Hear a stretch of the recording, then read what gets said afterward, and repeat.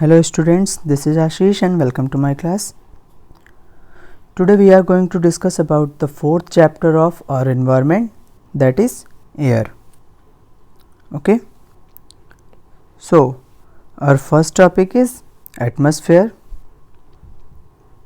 right? So first of all we will see what is atmosphere.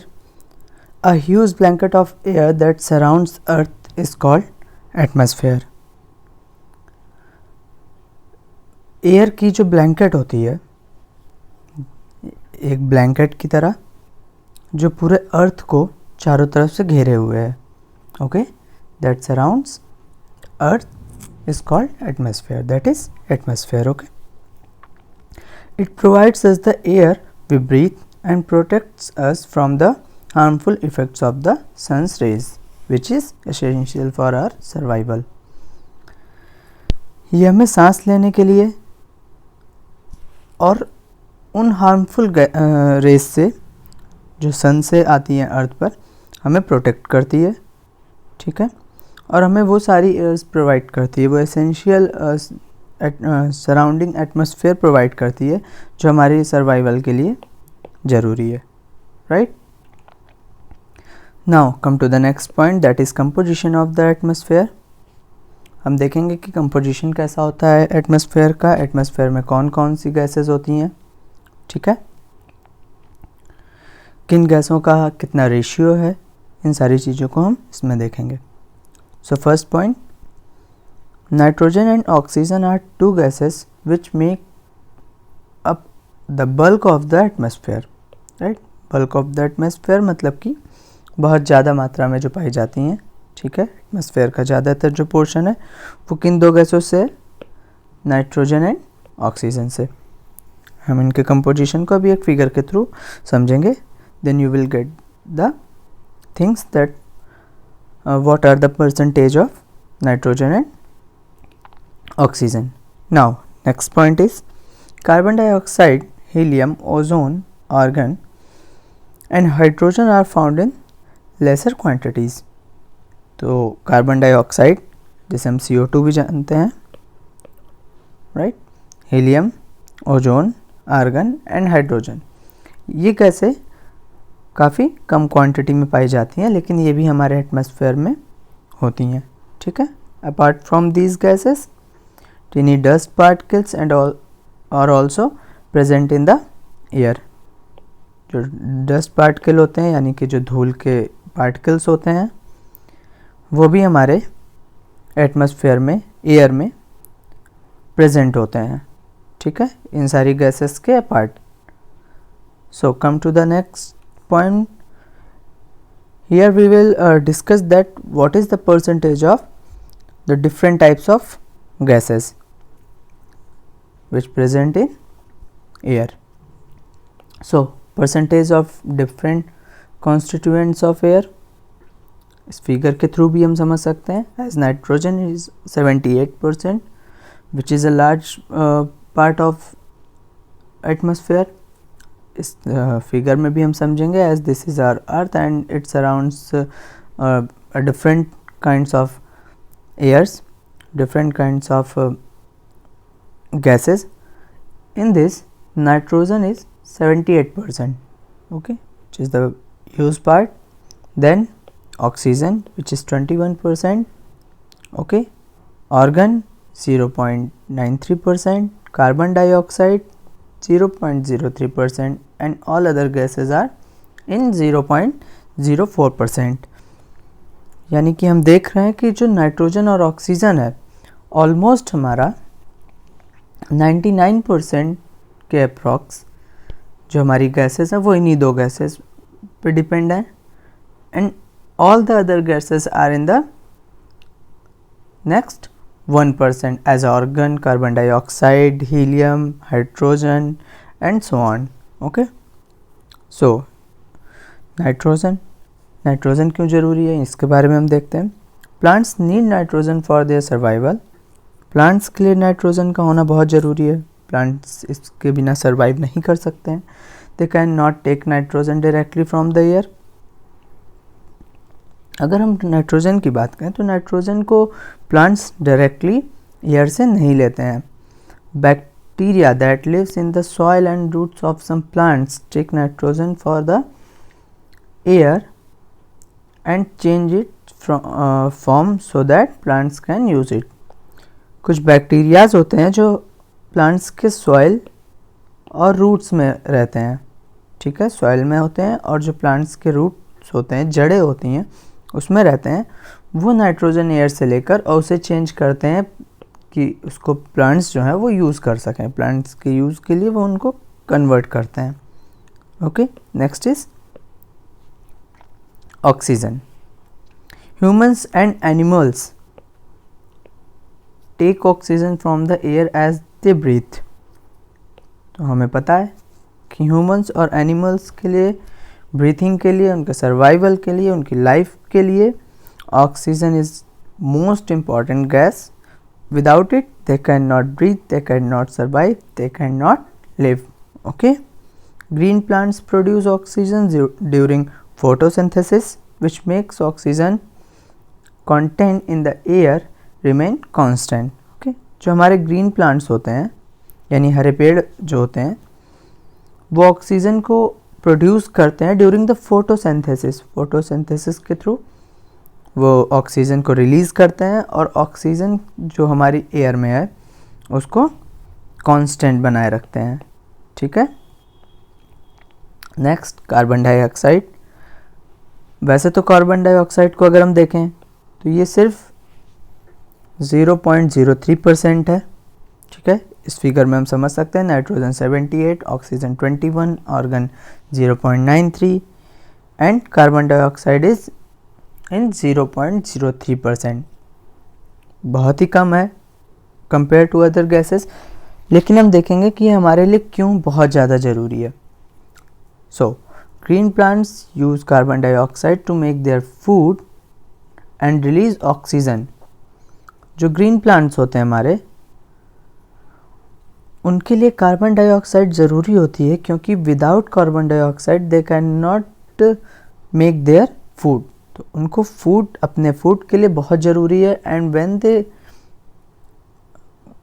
Make their food by carbon dioxide, in that time they release oxygen. Oxygen release करते हैं photosynthesis के साथ, और वो oxygen humans और animals के लिए ज़रूरी होती है for their breath, right. Humans और animals release carbon dioxide which is equal to the amount use by the plants which make a perfect balance. जिस तरह से प्लांट्स कार्बन डाइऑक्साइड को लेते हैं और ऑक्सीजन को रिलीज़ करते हैं, उसी तरह से ह्यूमंस और एनिमल्स कार्बन डाइऑक्साइड को रिलीज़ करते हैं, और इस तरह से जो हमारा कार्बन डाइऑक्साइड और ऑक्सीजन का बैलेंस है वो परफेक्टली बना रहता है एयर में, ठीक है। However the balance is upset by burning of fuels. कुछ फ्यूल्स को जलाने से ये बैलेंस क्या हो रहा है, डिस्टर्ब हो रहा है, अपसेट हो रहा है, such as coal and oil. Coal और ऑयल को जैसे हम जलाते हैं, which result in increased volume of carbon dioxide that affecting the earth's weather and climate, right. तो जो हम फ्यूल्स वगैरह को बर्न करते हैं उससे कार्बन डाइऑक्साइड की जो क्वांटिटी है, जो उसका परसेंटेज है, वो काफ़ी बढ़ रहा है, ठीक है। और ये सबसे ज़्यादा इफ़ेक्ट करता है अर्थ के वेदर और उसके क्लाइमेट पर, right. Now come to the structure of atmosphere. Atmosphere का स्ट्रक्चर कैसा है इसको हम समझेंगे।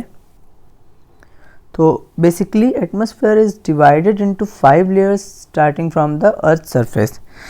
स्ट्रक्चर में भी हम इस देख सकते हैं, इस फिगर में भी हम समझ सकते हैं कि जो हमारा अर्थ का सरफेस है उससे जो है 5 लेयर्स में डिवाइड है हमारा जो स्ट्रक्चर है एयर का, राइट। दैट इज़ ट्रोपोस्फेयर, जो सबसे पहले हम देखेंगे। हम अर्थ से स्पेस की तरफ देखते हैं, तो अर्थ सरफेस से हम देख रहे हैं, तो ये हमारा अर्थ सरफेस है, ठीक है।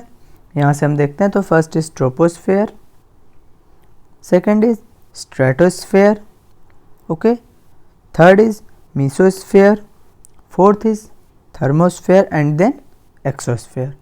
सो दीज आर 5 लेयर्स. अब इन लेयर्स को हम समझते हैं. First is troposphere.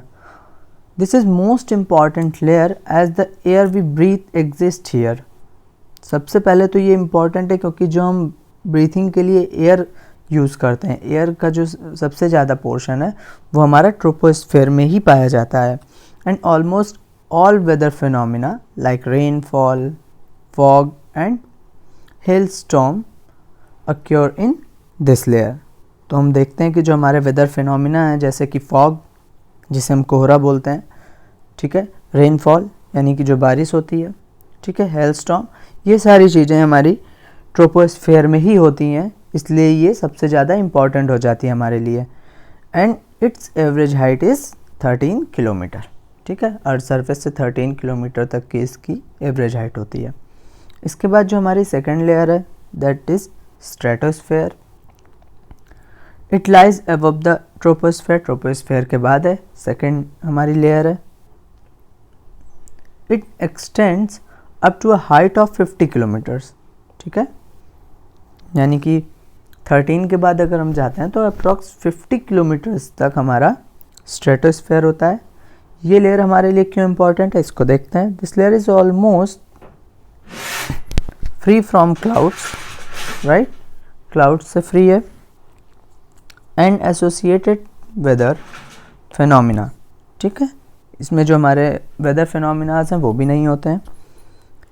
And making conditions most ideal for flying aeroplanes. सबसे ज़्यादा ये इम्पॉर्टेंट है हमारे एरोप्लेन्स के लिए. ठीक है, एरोप्लेन्स को जब हम उड़ाते हैं वो हमारे एरोप्लेन्स स्ट्रेटोस्फेयर में ही उड़ते हैं क्योंकि यहाँ पर ये क्लाउड फ्री होते हैं और ये एक प्रॉपर आइडियल कंडीशन बनाते हैं एरोप्लेन्स के लिए, राइट.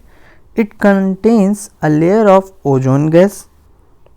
ओजोन गैस की एक लेयर बनाते हैं which protects us from the harmful effect of the sun rays. जो हमारी सन रेज होती हैं, अल्ट्रावायलेट रेज होती हैं हमारी, जो सन से अर्थ में आती हैं, ये ओजोन गैस उससे हमें प्रोटेक्ट करती है, right. Now come to the next and the third layer of the earth that is mesosphere. Third layer of the atmosphere which lies above the stratosphere. Stratosphere के बाद है that is third layer. It extends up to the height of 80 kilometer, right? And mesosphere burns up in this layer on the entering from the space, right? Now come to the next point that is thermosphere. Thermosphere में हम देखेंगे क्या क्या चीज़ें होती हैं. और अगर हम टेम्परेचर की बात करें then temperature rises very rapidly with increasing height in the this layer. इस लेयर के बाद अगर हम ऊपर जाते हैं जैसे जैसे तो हमारा जो टेम्परेचर है वो बढ़ता जाता है. ठीक है, जैसे जैसे हम हाइट पर जाएंगे थर्मोस्फेयर से ऊपर हमारा टेम्परेचर जो है वो बढ़ता जाएगा, राइट.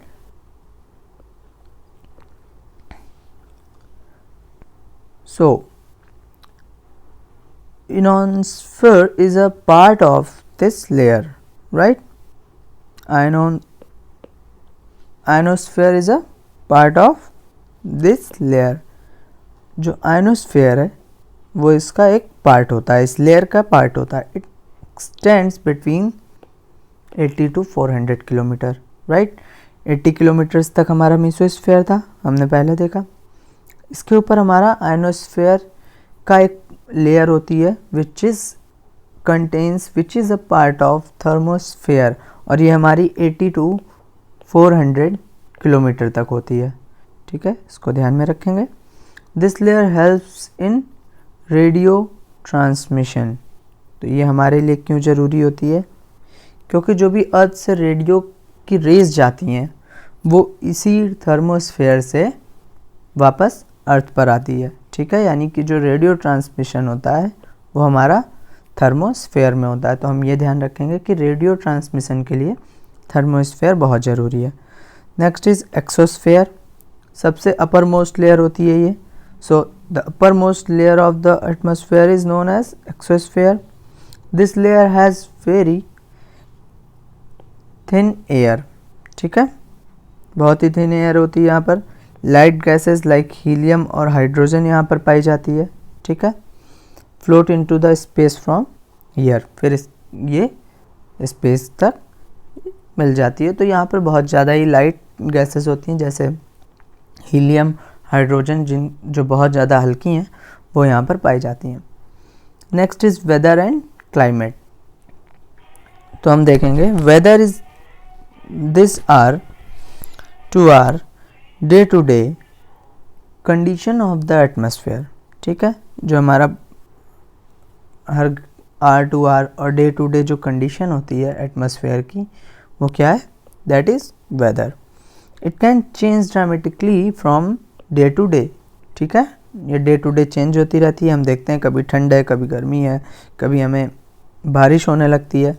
तो ये सारी चीज़ें क्यों चेंज होती हैं? That is a part of weather. ठीक है, the average weather condition of a place for a longer period of time represent the climate of a place. Climate क्या होता है? एवरेज वेदर कंडीशन जो होती है, जो कुछ टाइम तक के लिए बनी रहती है. जैसे हम देखते हैं, इंडिया की बात करें अगर हम, ठीक है, तो हम देखते हैं कि गर्मियों का मौसम आता है. ठीक है, समर का वैकेशन जब सीज़न होता है, तो हम देखते हैं कि 3 मंथ 4 मंथ तक हमारा समर होता है, यानी कि हमें गर्मी लगती है. ठीक है, फिर रेनी सीज़न आ जाता है, बारिश होती है कुछ दिनों तक. तो इस तरह से जो एक कंडीशन होती है जो थोड़ा सा लॉन्ग पीरियड के लिए होती है, वो क्या रिप्रेजेंट करती है? That represent the climate of a place. ठीक है, now come to the next point, that is temperature.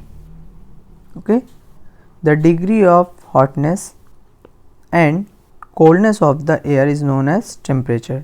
ठीक है, जो हॉटनेस और कोल्डनेस की डिग्री होती है उसे हम क्या बोलते हैं? टेम्परेचर बोलते हैं. और ये किस में होती है? ये एयर में होती है. और डिग्री क्यों बोलते हैं, इसको भी अभी हम आगे देखेंगे. ठीक है, the temperature of the atmosphere changes not only between day and night but also from season two season. दिन और रात में ही टेम्परेचर चेंज नहीं होता है. अगर हम बात करें तो देखिए, कभी दिन गर्म होता है, रात थोड़ी सी ठंड हो जाती है. ठीक है, बल्कि ये सीज़न टू सीज़न भी चेंज होता है. ठीक है, कभी ठंडी का मौसम हो जाता है. ठीक है, विंटर का सीज़न आ गया, फिर समर का सीज़न आ गया. तो हम सीज़न टू सीज़न भी देखते हैं कि हमारा जो टेम्परेचर का चेंज है एटमॉस्फेयर का, वो सीज़न टू सीज़न भी होता है. Insolation is an important factor that influences the distribution of temperature. Insolation क्या होता है? इंसोलेशन होता है जो रेज सन से आ रही होती हैं. ठीक है, सन से जो रेज आती हैं अर्थ पर, वो भी एक बहुत इम्पॉर्टेंट फैक्टर है टेम्परेचर के डिस्ट्रीब्यूशन का. हम देखते हैं अर्थ के कुछ पोर्शन में ठंड है, कुछ पोर्शन में गर्मी होती है. अगर हम पोल्स पर जाते हैं तो पोल्स पर हमेशा ही स्नो की लेयर्स हैं. तो इस तरह से ये जो चेंजेस है, इसका सबसे ज़्यादा जो एक मेन फैक्टर है, इम्पॉर्टेंट फैक्टर है जो इस पर इफेक्ट डालता है, that is insolation. Okay, now come to the next, that is air pressure. Air pressure is defined as the pressure exerted by the weight of air on the earth surface.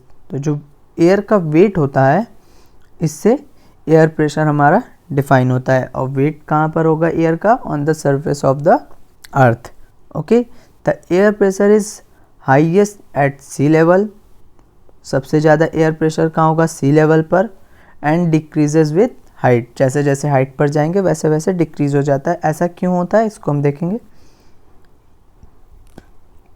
Where temperature is high, the air gets heated and rises which creates a low pressure area.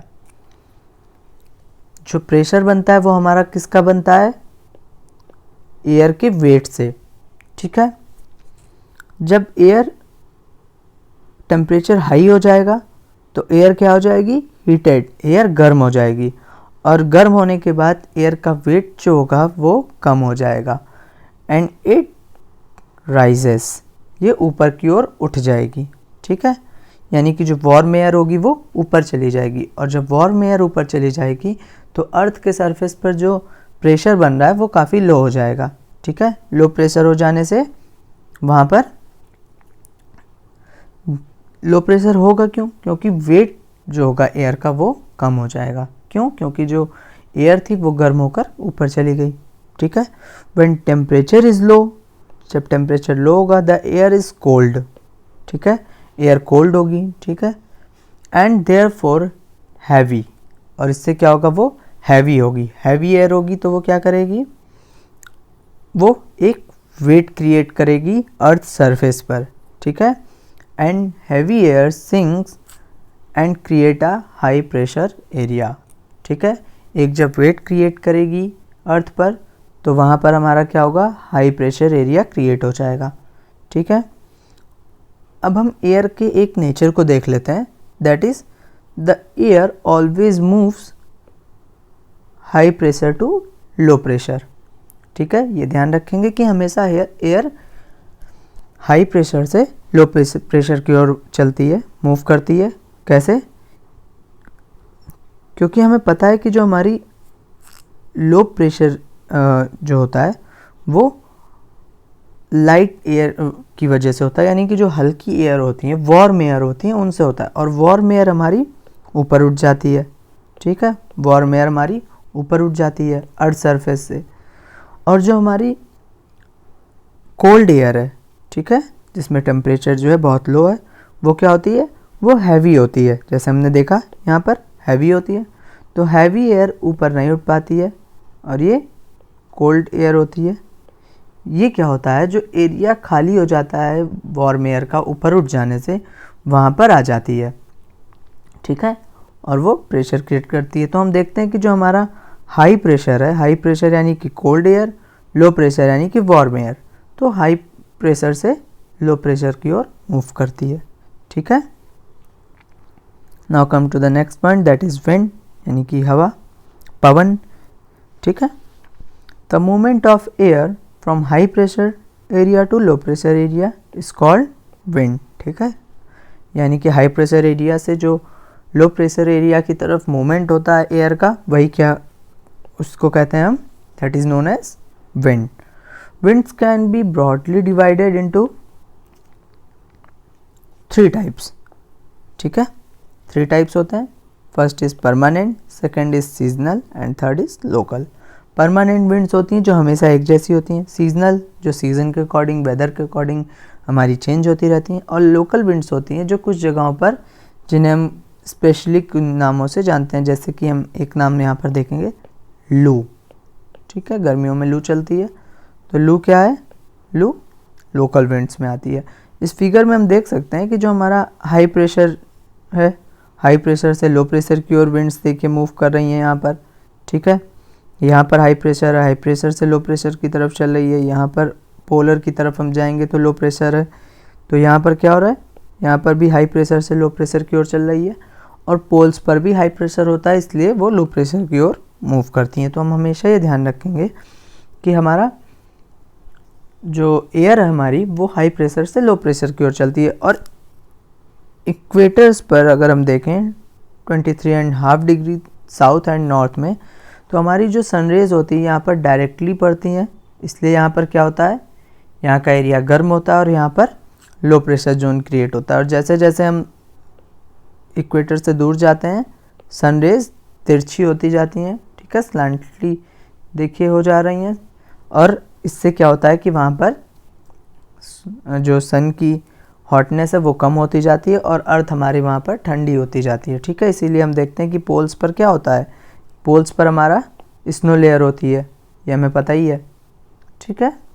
तो ये हम देखेंगे, ठीक है। इसी वजह से हमारा जो प्रेशर जोन क्रिएट होता है, उसमें हमारी जो एयर्स हैं वो हाई से लो की तरफ मूव करती है, right. Come to the next point, that is moisture, ठीक है। मॉइस्चर के बारे में हम देखते हैं। When water evaporates from land and different water bodies, it becomes water vapor, ठीक है।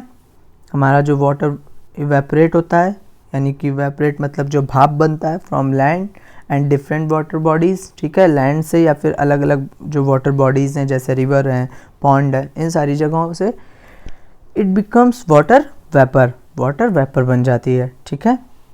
Moisture in the air at any time is known as humidity, right. जो हमारा एयर मॉइस्चर होता है, ठीक है, यानी कि हवा में जो मॉइस्चर यानी कि नमी होती है उससे हम क्या कहते हैं, ह्यूमिडिटी कहते हैं, ठीक है। ह्यूमिडिटी की हिंदी होती है आर्द्रता, ठीक है, यानी उस समय जो हम देखिए जब हमें स्वेटिंग होती है तो वो जल्दी से सूखती भी नहीं है और हमें काफ़ी ज़्यादा इचिंग होती है, हम काफ़ी ज़्यादा इरिटेट भी फील करते हैं, ठीक है। ये कब होता है, ज़्यादातर ये होता है रेनी सीजन के टाइम पर जब बारिश से पहले का एक एटमॉस्फेयर क्रिएट होता है, ठीक है। When the air is full of water vapour we call it a humid day, right. Water vapour से जब एयर फुल होती है वो क्या होता है, ह्यूमिड डे होता है, ठीक है। उस समय हम ह्यूमिडिटी फील करते हैं और वो बारिश के पहले का टाइम होता है, ठीक है। क्यों, क्योंकि उस समय जो एयर है उसमें वाटर वेपर फुल हो जाता है, ठीक है, वाटर वेपर से वो फुल हो जाती है। As the air gets warmer its capacity to hold the water vapour increases and so it becomes more and more humid, ठीक है। जैसे जैसे एयर गर्म हो जाती है इसमें जो है वाटर को होल्ड करने की कैपेसिटी वाटर वेपर को वो बढ़ जाती है और इससे क्या होता है, जितनी ज़्यादा उसमें वाटर वेपर की को होल्ड करने की जो उसकी कैपेसिटी है वो बढ़ेगी उतनी ज़्यादा एटमॉस्फेयर में ह्यूमिडिटी बढ़ जाती है, ठीक है। When the water vapour rises it starts cooling, ठीक है। जब वाटर वेपर बहुत ज़्यादा बढ़ जाएगा तो नॉर्मल सी बात है उसमें कूलिंग स्टार्ट हो जाएगी, ठीक है, वो ठंडा होने स्टार्ट हो जाएगी। क्यों, क्योंकि उसमें वेपर किसका है, वाटर का है, तो वो जब बहुत ज़्यादा हो जाएगा तो एटमॉस्फेयर में कूलिंग स्टार्ट हो जाती है, ठीक है। Precipitation that comes down to the earth in liquid form is called rain, ठीक है। जब ह्यूमिडिटी बढ़ेगी, ठीक, वाटर वेपर बढ़ेगा और एक टाइम के बाद क्या होता है वो कूल होना स्टार्ट हो जाता है और जब उसमें कूलिंग स्टार्ट हो जाएगी तो वो अर्थ पर कैसे आ जाएगी, अर्थ पर गिरती है in the form of liquid और इसी को हम क्या बोलते हैं, रेन, ठीक है। There are 3 types of rainfall, 3 तरह से होते हैं, कन्वेंशनल, ठीक है, ओरोग्राफिक एंड साइक्लोनिक, राइट। इस फिगर में हम देख सकते हैं साइक्लोनिक, ठीक है, ओरोग्राफिक एंड कन्वेंशनल, यानी कि सीधे वार्म एयर ऊपर गई और फिर सीधे बारिश हो गई, ठीक है। इसमें क्या है, वार्म एयर देखिए ऊपर जा रही, कोल्ड एयर इसकी जगह ले रही है, तो इससे जो आपका क्लाउड है ये बारिश करता है, दैट इज़ साइक्लोनिक, एक साइक्लोन की तरह। और ओरोग्राफिक यानी रिलीफ, यानी कि जो हमारा मॉइस्चर था, जो मॉइस्चर को लेकर ऊपर गई, वाटर वेपर को ऊपर लेकर गई, वो एयर जो है जब आगे बढ़ी और किसी माउंटेन से वो टकराकर आगे नहीं जा पाई तो वो वेट क्योंकि उसका बहुत ज़्यादा है तो वो अपना सारा पानी वहाँ पर फॉल कर देती है, right. Now importance of rainfall, it is very important for the survival of plants and animals. तो अगर हम इसका इम्पोर्टेंस देखें तो प्लांट्स और एनिमल्स के सर्वाइवल के लिए बहुत ज़्यादा ज़रूरी है, ठीक है। इट ब्रिंग्स फ्रेश वाटर को ये लेकर जाती है टू द अर्थ सरफेस पर, ठीक है, इससे हमें फ्रेश वाटर मिलता है, राइट। तो ये हमारे लिए बहुत ज़्यादा इम्पॉर्टेंट है to survive for the plants and animals, right. Now it rainfall is less, if rainfall is less, water scarcity and drought occurs, right, ये हम ध्यान रखेंगे। on the other hand if it is more, flood take place, ठीक है, बहुत ज़्यादा अगर हो जाता है तो फ्लड आ जाता है, एक बाढ़ आ जाती है, ठीक है। so this was our chapter. now come to the some points which we know about that, so we will get to understand. First is the standard unit of measuring temperature is degree Celsius. देखिए मैंने कहा था कि अभी हम बात करेंगे कि हम डिग्री सेल्सियस में क्यों इसको कैलकुलेट करते हैं, मेज़र करते हैं। तो डिग्री सेल्सियस में हम कैलकुलेट करते हैं टेम्परेचर को, ठीक है। इसको इन्वेंट किसने किया था? By the Anders Celsius. तो एंडर्स सेल्सियस ने क्योंकि इसको इन्वेंट किया था, दैट्स वाई इसको हम डिग्री सेल्सियस के नाम से ही जानते हैं, ठीक है। On the Celsius scale the water freezes at 0 degree Celsius and boils at 100 degree Celsius, ठीक है। 0 डिग्री सेल्सियस पर फ्रीज होता है सेल्सियस स्केल पे अगर हम देखें, और बॉइलिंग पॉइंट जो होता है वो हमारा 100 डिग्री सेल्सियस होता है, right. Now a wind is named after the direction from which is blow, that is the wind blowing from the west is called westerly, ठीक है। कई बार हम डायरेक्शन से भी विंड्स का नाम रखते हैं, ठीक है। जैसे जो विंड्स वेस्ट की तरफ यानी कि पश्चिम की तरफ बहती हैं उसे हम क्या कहते हैं? वेस्टर्ली, जिसको हिंदी में हम बोलते हैं पछुआ पवन, ठीक है। ये ध्यान रखें। फिर हम कार्बन डाइऑक्साइड के बारे में अगर देखें तो carbon dioxide released in the atmosphere creates a greenhouse effect, ठीक है। तो ग्रीन हाउस इफेक्ट के लिए कौन सी गैस इंपॉर्टेंट है? कार्बन डाइऑक्साइड, ध्यान में रखेंगे इसे। By trapping the heat radiated from the earth, ठीक है। हीट को ट्रैप किया जाता है, एक बॉक्स एक क्रिएट करते हैं, उसमें हीट को ट्रैप करते हैं और फिर वहाँ पर हम प्लांटिंग करते हैं, ठीक है। It is therefore called the green house. Green house क्यों कहा जाता है? क्योंकि जो हमारा प्लांटेशन होता है तो प्लांट्स हमारे ग्रीन होते हैं। तो ये जो एक बॉक्स बनाते हैं हम, ये कांच का होता है, ठीक है। तो अगर हम इसको बाहर से देखेंगे तो इसमें ये ग्रीन कलर का हमें दिखता है, इसलिए हम इसे क्या बोलते हैं? ग्रीन हाउस, ठीक है। And without it the earth would have been too cold to live in, ठीक है। अगर कार्बन डाइऑक्साइड नहीं होगी तो बहुत ज़्यादा ठंडा हो जाएगा अर्थ सरफेस, ठीक है। इसलिए ये हमारे लिए बहुत ज़रूरी है। However when it's level in the atmosphere increases due to factory smoke और car fumes, the heat retain increases the temperature of the earth, ठीक है।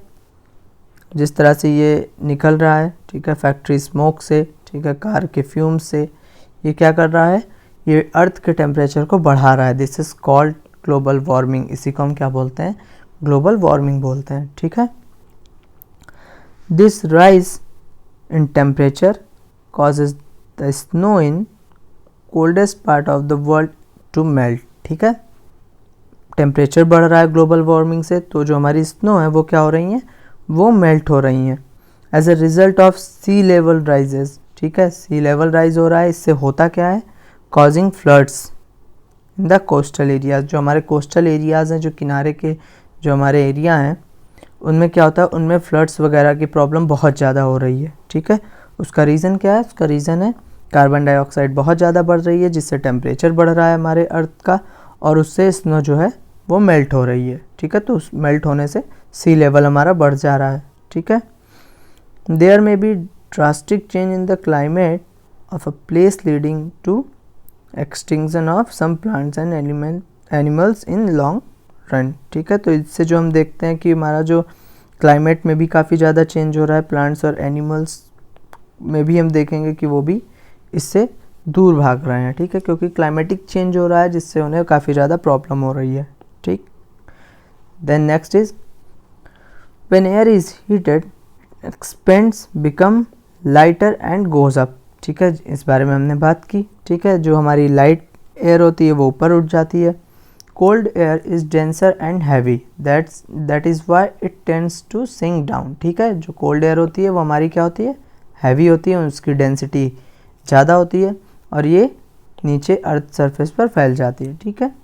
When hot air rises cold air from surrounding areas rushes there to fill in the gap, ठीक है। मैंने पहले बताया कि जब वार्म एयर ऊपर उठ जाएगी तो उसकी जगह कौन ले लेता है? कोल्ड एयर, ठीक है।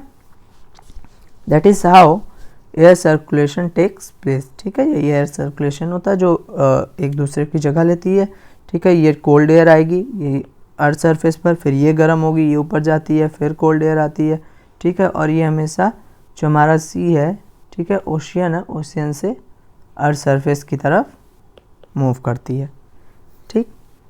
नेक्स्ट देखते हैं, on the moon there is no air.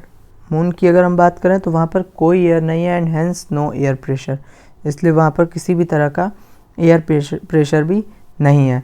Astronauts have to wear special protective space suits, ठीक है, जो एस्ट्रोनॉट्स चाहते हैं वो एक स्पेशल सूट पहनते हैं which is filled with the air when they go on the moon, ठीक है, एयर से फिल होता है, ओके, जब मून पर जाते हैं। If they did not wear these space suits the counter pressure exerted by the body of the astronauts would make the blood vessel burst, ठीक है, अगर वो इसको नहीं पहनेंगे तो क्या होगा, जो काउंटर प्रेशर होता है हमारी बॉडी का वो क्या करेगा, वो बहुत ज़्यादा हो जाएगा, और जो हमारी ब्लड वेसल्स होती हैं, जो नसें होती हैं हमारी, वो फट सकती हैं वहाँ पर, इसलिए इन्हें क्या दिया जाता है, एक स्पेशल सूट दिया जाता है। द एस्ट्रोनॉट्स वुड ब्लीड, ठीक है, फट जाएंगी तो दे बिकम ब्लीड, है ना, ब्लीडिंग होने लगेगी बहुत ज़्यादा, ठीक है। Now you will be surprise to know that the earth receive only 1 in this part of the sun energy, ठीक है। अगर हम अर्थ की बात करें तो हमारा जो अर्थ है वो सिर्फ सन एनर्जी का 1% ही रिसीव करता है, ठीक है, सिर्फ 1%। अब आप सोचिए कि सिर्फ 1% में हमारी अर्थ जो है वो इतनी हीट हो जा रही है, ठीक है, तो सन रेज जितनी ज़रूरी है उतनी हार्मफुल भी है, ठीक है, इसलिए हमारी जो ओजोन लेयर है वो हमें इससे प्रोटेक्ट करती है, जो हमारी अल्ट्रावायलेट रेज आ रही हैं सन से उनसे हमें प्रोटेक्ट करती है, ठीक है। तो हमें ऐसी चीज़ों का यूज़ करना चाहिए जिनसे कार्बन डाइऑक्साइड और ओजोन जो हमारी लेयर है वो इफ़ेक्टिव ना हो, ठीक है, कार्बन डाइऑक्साइड बहुत ज़्यादा ना बढ़े जिससे ओजोन लेयर हमारी इफ़ेक्टिव ना हो, ठीक है, और हम प्रोटेक्ट रहें। क्यों? क्योंकि सन रेज जो होती हैं वो हमारे स्किन कैंसर वगैरह के लिए बहुत ज़्यादा इफ़ेक्टिव होती है, बहुत ज़्यादा इफ़ेक्ट डालती है हमारे स्किन पर, इसलिए हमें इन चीज़ों को ध्यान रखना है। Okay, so that was your 4th chapter. I hope you have understood this. So we will meet in the next chapter with our next video. Till then, take care, have a good day.